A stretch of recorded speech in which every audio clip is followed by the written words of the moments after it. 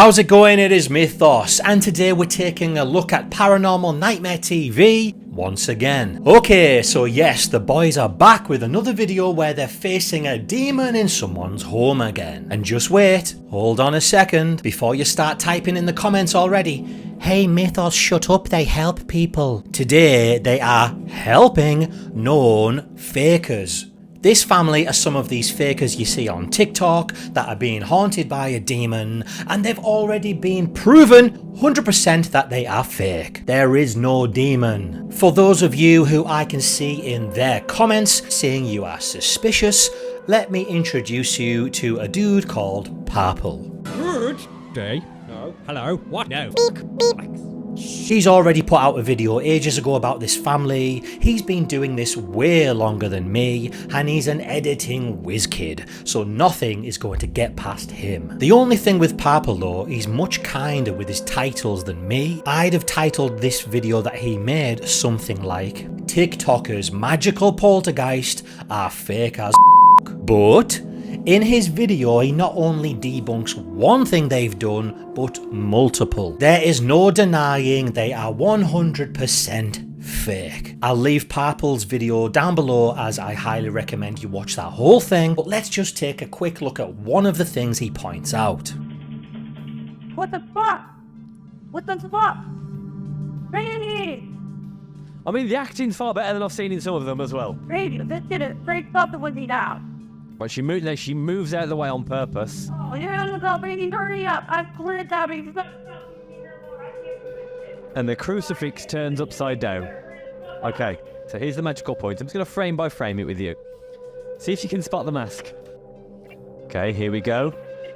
So we're going to go frame by frame, and notice there starts to be some kind of weird bending at the bottom of the crucifix. So we know something's going to happen now.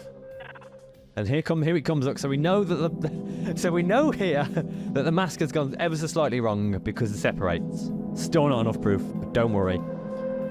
Right? Disappeared into the mask, completely gone. Right? Coming back in. There we go. There, as you can see, the solid line of the mask just here where the feather wasn't applied. And then they put it back into place, wobble it around, and then poof, click back over. So now, at this point, the crucifix is just turned around. So the crucifix has never left its original spot. It's why the light interacts with it. They've taken the plate from this, and it's never left its actual original spot. It's actually quite hilarious that people can think that they can get away with this kind of stuff. There's people out there with much better skills that are going to recognise that you are doing this shit. Well, to be honest, I say getting away with it. They mainly are getting away with it. Their TikTok's big, they've got a big YouTube. It's just quite sad how people can fall for this obvious fakery. I mean, some things, of course, fair enough, but the videos from this family, I don't understand how you can think they're real. I mean, come on. The dude is a magician. Honestly, horrific. What are magicians? Fake. They are performers and illusionists, so I'm not surprised he's expanding his skill set and getting into fake poltergeists and demons. So, if this family are known fakers claiming their house has demons in it, which it clearly doesn't, surely when Paranormal Nightmare TV go there, they're not going to get any evidence because it's a fake haunting. If they do, it just shows to me that they will call anything a demon. So just think back to all of those other families who said themselves that they were going through this and that and probably genuinely needed help, but these guys turn up with their cameras and claim demon. And also, while you're at it, stick a picture of the in your thumbnail just to add a bit more trauma to it. Who else claimed demon within 5 minutes of arriving somewhere? Yep, that's right. Ed and Lorraine Warren. And how have their cases turned out? Fake, fake, fake, and fake as f***. Okay, rant over. Let's check this out. Okay, stop. I'm interrupting my own video here because, well, wow. I've actually just finished the video and it's an interesting one, I'll say that. What I was going to do is go through the video, talk about any of the highlights like I usually do, but What a weird episode. As we know, the family is faking the haunting, so I wasn't sure if the guys were actually going to capture anything at all, because genuinely, there's nothing going on there. While we're talking about that, shout out to the guys for actually looking around the house to see if the family were bugging stuff. I don't see.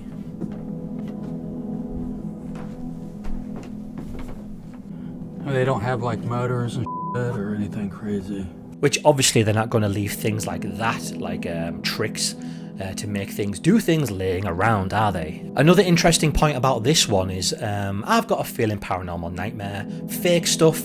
For example, when the two brothers leave the house, I don't buy it. But with this house, the family record everything, don't they? The cameras are always rolling. So there's no way they are actually going to be able to fake anything this time, or they will get caught. So then guess what? Nothing happens. The whole thing is a long, boring ass video with nothing happening except for their own equipment going off through the whole video. So this is kind of interesting, to be honest, because it just shows to me that you can go somewhere with all of this stuff, which is mainly random 3D printed parts that some idiot has made in his garage, and you can kind of create a haunting. We know this house isn't haunted, but because of this activity that's coming through the devices, they now think it is, and think it's giving them relevant responses, which adds to it all and makes them believe more that it is really haunted by this demon that the family is claiming is there.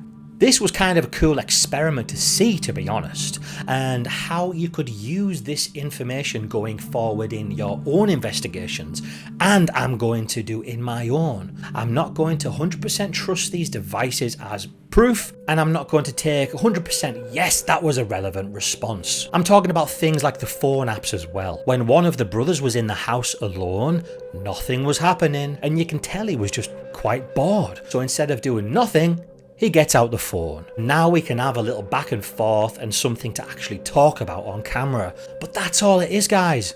Don't take that as 100% evidence. It's kind of just a gap filler. The channel Amy's Crypt are the ones who actually made Ghost Tube that Paranormal Nightmare TV are using here. And I've got a video coming out soon on that channel, but a quick example of how to use the apps properly is by them, the actual makers of the app. They use it to kind of fill in dead air. They'll get something come through, and sometimes they won't even acknowledge it. Sometimes they might be just like, huh, that was weird, and move on. I think people can learn a lot from them, considering they are the ones who actually made it, because most people get answers through this thing and base their whole video and story and narrative around them answers. The other thing with this, as I've said, it's not haunted. All of the devices going off and them taking them as relevant responses can also play a big part in how it can affect you psychologically in there. I genuinely started to get a little bit worried here when this happened. Okay, I'm like legit scared. I am so freaking scared. Lord, please protect me.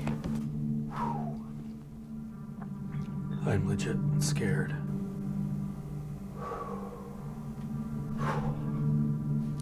I'm having a hard time breathing.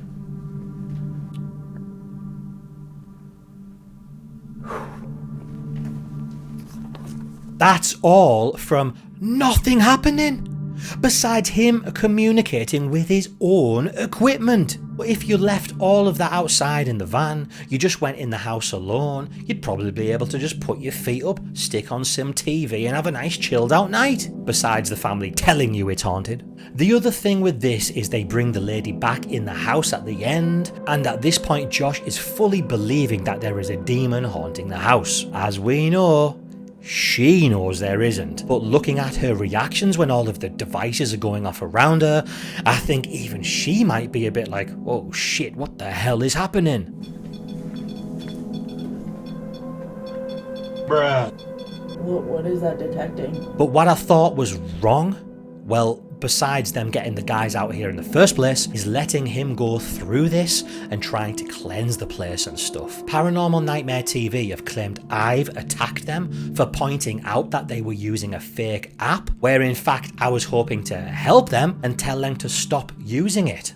Now, first off, I just want to say I really like these guys. They carry themselves in a very professional manner and are always very respectable. I've been recommended to check these guys out a lot in my comments recently, and I've been like, yeah, I do watch them, they're awesome. And these guys are well known for not faking. And this could be a total mistake on their part, so I'm not saying they're fake, but just saying this doesn't look good. So I'm not sure what to think about this. Brothers, if you're watching, we need answers. Like I say, I'm not calling you out or anything. I think this could be a genuine mistake. Can you just tell me how that was attacking? This is attacking your faith, buddy. She is literally burning crosses.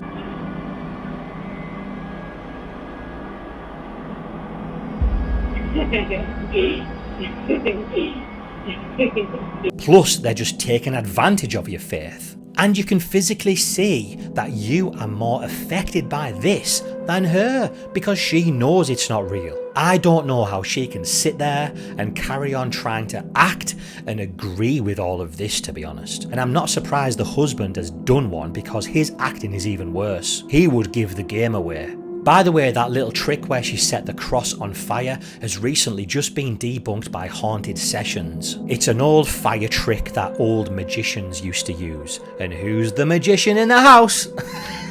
You can't write this. They've brought you out here for clout. You have a bigger platform than them, and they want to boost theirs. I guarantee their TikToks won't stop because I heard TikTok pays very well. I mean, come on. That acting at the end where they were pretending to sell that haunted chair.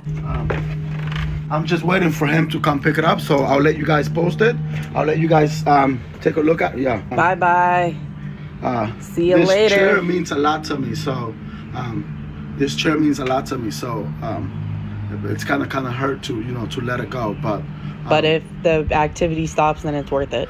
It's best for my family. Yeah, I think this would be a perfect addition for my wife's room and whatnot because she likes all this kind of dark color and symbols and the numbers and whatnot. It's beautiful. I mean, everything is legit and you know, it's beautiful. You gotta like it. Absolutely. So you were asking $120 for it, right? 120. Yeah. What's the lowest you'll take? I think I could do 100. 100 bucks? 100? Yeah, absolutely. All right. Yeah, so I could definitely do that. Yeah, $100. All there right. you go, man. Thank you. Yeah, absolutely. Yep. And thank you it's for all doing yours. business. All right. Yes, sir. Oscar worthy there, bro. It was clearly just their friend. And yes, they pretended to get rid of the Ouija board, but Ouija boards are good content, so I am calling it right now. We are going to see the Ouija board has returned video, where no matter what they do, it keeps appearing back at the house, teleporting into the house, just like she can teleport, right?